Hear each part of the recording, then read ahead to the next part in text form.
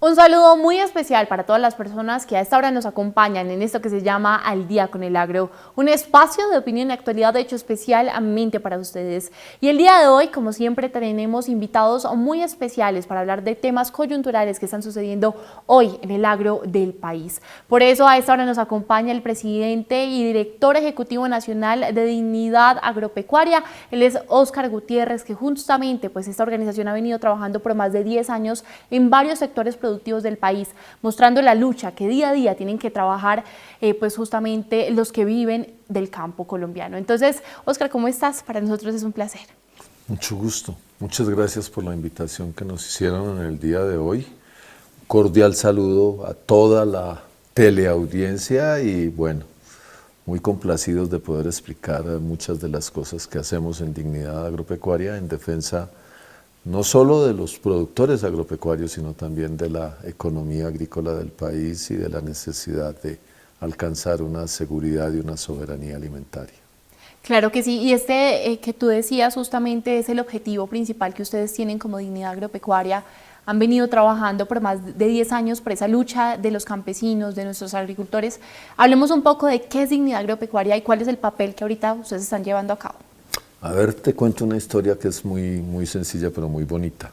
En 2012 vino una crisis muy grande del sector cafetero. Entonces, durante todo ese año trabajamos para intentar encontrar soluciones que permitieran cubrir la diferencia que se presentaba entre el precio de compra al productor de ese café y el precio de producirlo. Claro. Había un desequilibrio allí y los productores estaban perdiendo mucha plata.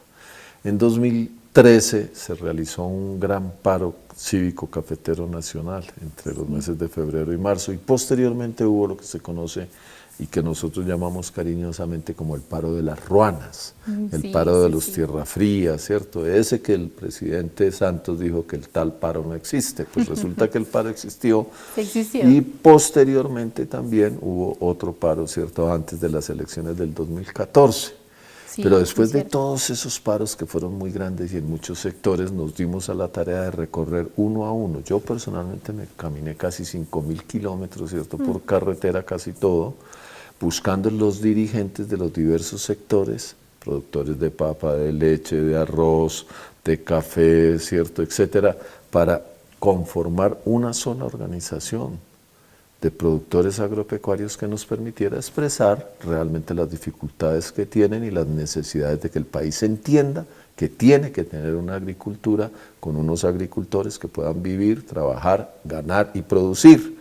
Y después de todo eso nos dimos un programa, unos estatutos, realizamos nuestro primer congreso, creamos nuestro comité ejecutivo y quienes hicieron la organización decidieron pues colocarme, ¿cierto?, de director ejecutivo de la misma. Claro, pues después de recorrer 5.000 kilómetros buscando a los dirigentes, pues ni más ni menos era necesario.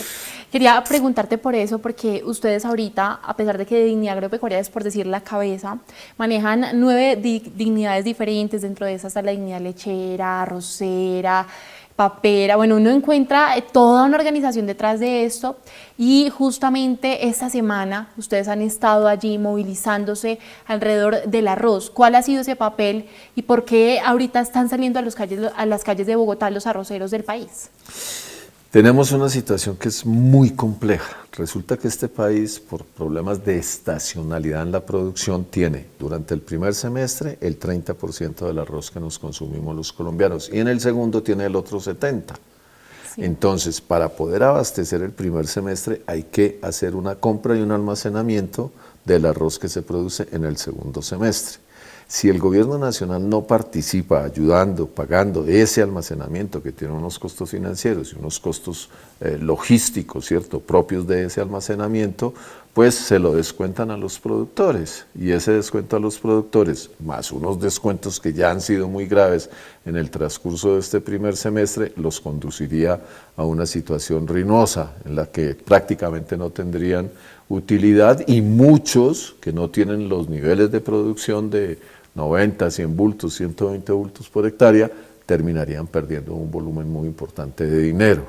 Entonces lo que le estamos diciendo al gobierno nacional es ayude con el incentivo al almacenamiento para que esos 16.500 productores de arroz, la gran mayoría de ellos, por lo menos 15.000, que son pequeños y medianos productores, tengan como tener un ingreso, valga la redundancia, ¿cierto? Tengan un ingreso que les permita sembrar el semestre entrante, que no va a ser un semestre fácil, porque si el clima se comporta del niño, con el niño, pues sí, entonces vamos a tener una situación que podría conducir incluso a un desabastecimiento. Eso es lo que queremos, ¿cierto? Que el gobierno nacional ayude.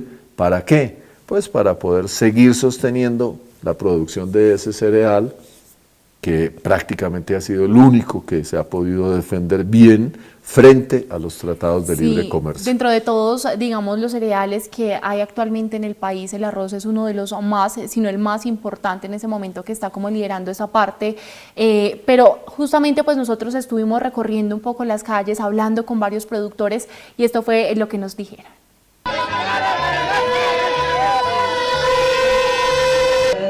Esa es una parte fundamental para que... Para ese programa de ANTEP, de Fediarroz.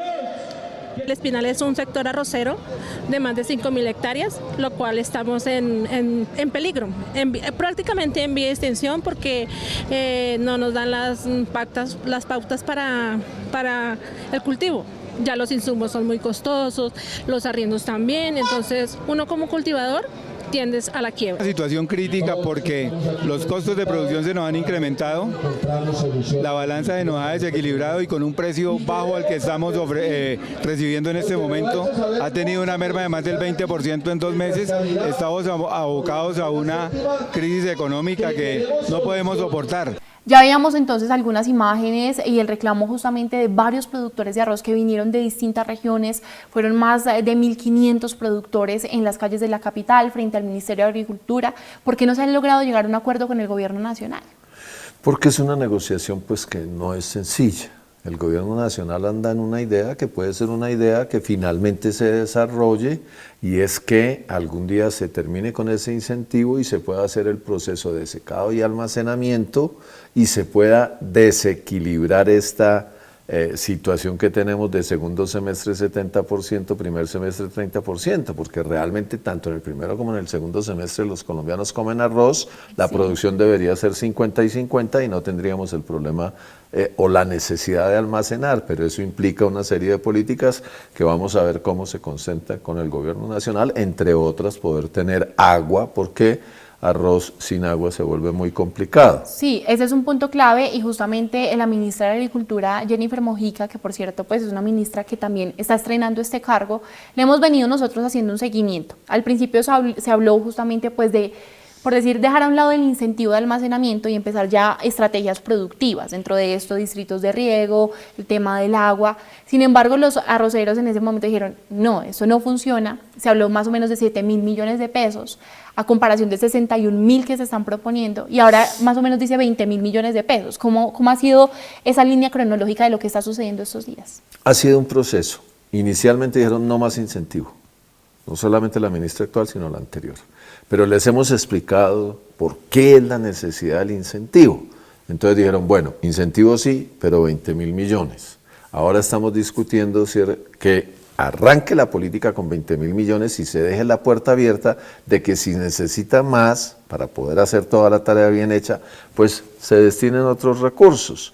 Pero eso depende fundamentalmente de la voluntad del gobierno nacional. Y por el otro lado estamos también en una lucha muy necesaria para que el precio que se fije, que sea el que se le pague al productor, sea un precio que le permita recoger sus costos de producción y tener alguna utilidad. Es lo obvio. Y eso es importantísimo, y es uno como de los reclamos más recurrentes que hacían los productores que veíamos hace poco. Pero quería preguntarte también por un punto muy importante, y es el tema de, bueno, ¿por qué ustedes se han sentado ya varias veces con el ministerio y definitivamente no han logrado un acuerdo, que ya nos decías tú, es el dinero? Pero ahora bien, ¿cuál es esa fecha máxima? Porque ya se vino la segunda cosecha. ¿Qué puede pasar si no se llega a un acuerdo? Hoy estamos a 28 de junio. La movilización que vimos en las imágenes fue ayer, y la primera mesa, ¿cierto?, se hizo ya hace un poco de días. Entonces venimos en un proceso de ir avanzando, digamos, hacia la solución, y esperamos que hoy haya una solución pactada entre Indoarroz, que es la Cámara de los Industriales del Arroz, las dignidades, Fede Arroz, la dignidad arrocera, pues Fede Arroz, ¿cierto? Y el ministerio. Ojalá eso se logre resolver hoy. Y de esa manera no tendríamos problemas, ¿cierto?, con la cosecha que empieza a recogerse en la gran mayoría del país. Incluso ya hay algunas zonas del Ariari donde se está recogiendo y necesitamos que esos productores reciban también el beneficio. Esa es la urgencia que tenemos y eso es lo que le hemos dicho al gobierno de manera insistente.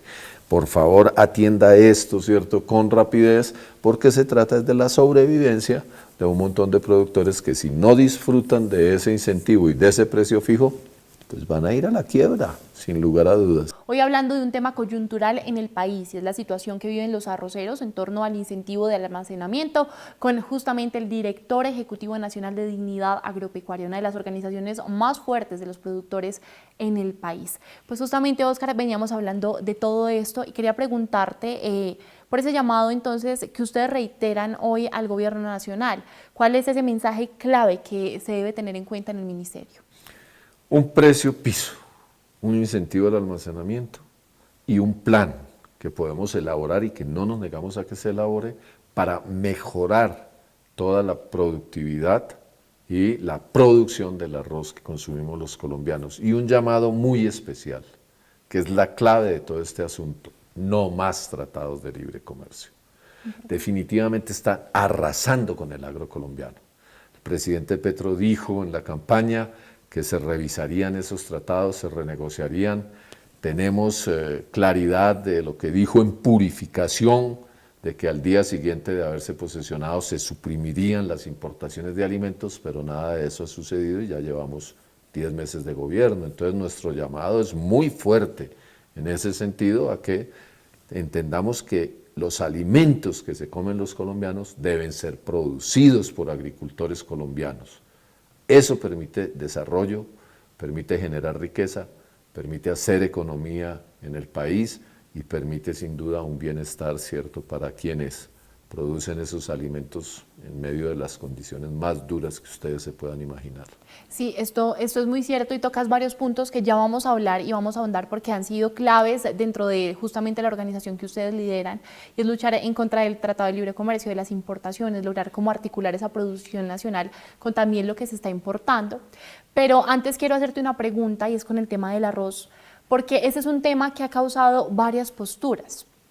Y aunque por un lado los productores están muy afirmados en el tema del incentivo de almacenamiento, hay mucha opinión pública, este es un espacio de opinión, donde personas aseguran que detrás de esto, digamos, son los grandes molineros, que no se está teniendo en cuenta el pequeño y mediano productor, que finalmente, digamos, es un oligopolio, son las cabezas los que tienen pues todo ese incentivo de almacenamiento. ¿Es cierto esto? ¿Cómo ustedes responden?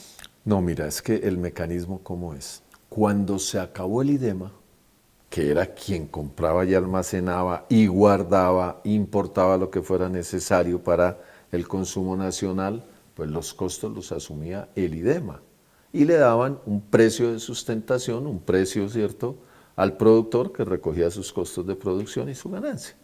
Eso era lo que hacía el IDEMA. Cuando se acaba el IDEMA, se acaba esa política, entonces los productores quedan sometidos a como les quieran comprar.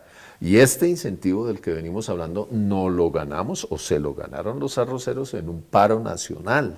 Eso no es que se dio porque sí. ¿Y por qué se dio? Como una manera de reemplazar a través de ese incentivo lo que hacía el IDEMA. Sí.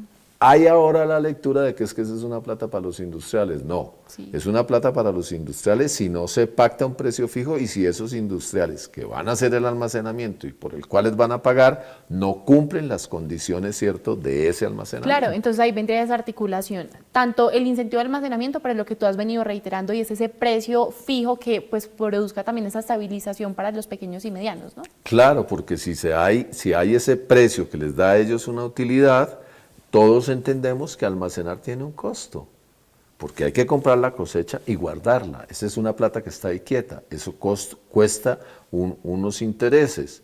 El Estado está subsidiando en parte esos intereses. Entonces, lo que necesitamos es acabar de perfeccionar esa política y si el gobierno nacional quiere, y es algo que se ha pedido desde hace muchos años, Sí.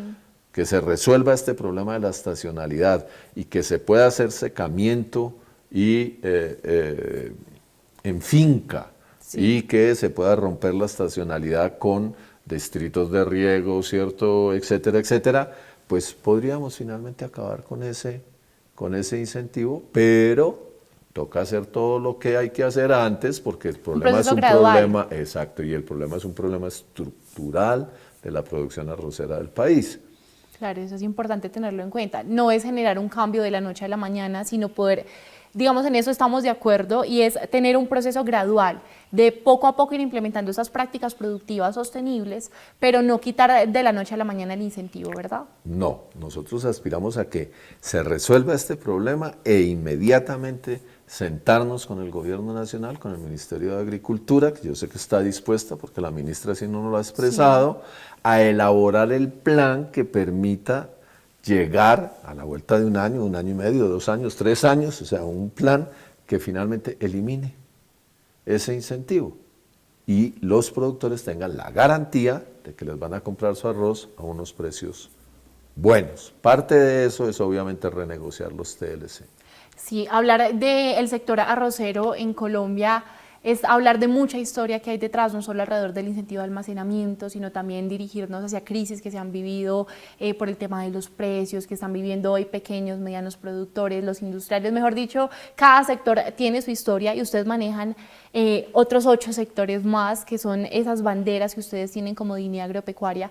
Y ya nos hablabas tú de algunos puntos claves. Cuéntanos un poco más sobre eso. ¿Cuáles son esos objetivos principales que ustedes tienen actualmente y qué se viene trabajando para este 2023? La razón de ser de Dignidad Agropecuaria está recogida, digamos, en una consigna: luchar por la seguridad y soberanía alimentaria de Colombia. ¿Qué es la seguridad? Es que los colombianos estén seguros de que van a tener los alimentos que necesitan, pero no importándolos, que es una manera de tener alimentos, sino produciéndolos en Colombia. ¿Por qué? Pues porque eso le sirve al desarrollo nacional. Pero por el otro lado, para aplicar esa política hay que tener soberanía alimentaria, es decir, que las decisiones en materia de economía agrícola se tomen pensando siempre en el interés y en el beneficio de los productores y los consumidores, ¿cierto?, de este país. Sí. Eso es indispensable tenerlo claro. Los tratados de libre comercio arrasan tanto con la seguridad como con la soberanía alimentaria. Este año se cumplen 11 años exactamente el Tratado de Libre Comercio con Estados Unidos. Eso fue muy sonado hace unos meses, ya se cumplió. ¿Cómo ha sido, digamos, la articulación de los productores nacionales con este tratado? Muy compleja, demasiado compleja, porque realmente el problema de fondo, ¿cuál es? Es que tú vas a llegar a lo que se conoce como aranceles cero. Sí. ¿Qué quiere decir eso? Que entre toda la producción extranjera con los que haya tratados sin pagar un arancel. ¿Para qué son los aranceles? Para proteger la producción interna. Esa es la razón de ser de los aranceles, y funcionan en el mundo entero y funcionan para poder desarrollar las naciones. Claro. Y si hay una nación que tiene un producto, no deja entrar, punto. ¿Por qué? Pues porque es su economía, son sus productores, ¿cierto? Entonces, ese arancel cero ha acabado con el maíz, acabó con el algodón, tienen grave situación al arroz, ¿cierto? La leche va para una situación que es supremamente compleja. Tenemos problemas, obviamente, porque la importación de azúcar y llegar a aranceles ceros en azúcar va a golpear a los paneleros, porque finalmente es la cadena del dulce. Tenemos problemas, ¿cierto? Bueno, hasta sí, cebolla se está trayendo extranjera. Sí, los productores, digamos que tienen como una queja recurrente el tema de la importación de productos, y es como una lucha que hay allí entre la producción nacional y la importación. Pero ¿qué pasa, por ejemplo, cuando hablamos de exportación de productos de Colombia?